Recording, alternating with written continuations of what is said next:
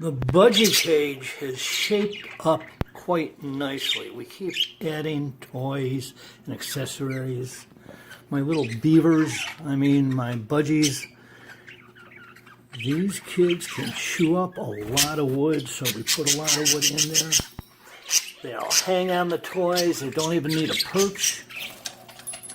And I've left the door open. They don't even want to come out of here. Their own little Shangri-La.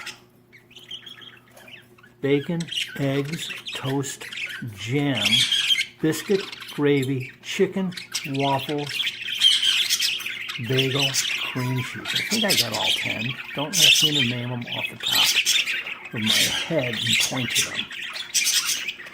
That birdie bagel up there uses a swing too. And that's Keto in the background if you can hear the whistle. Night, boys and girls.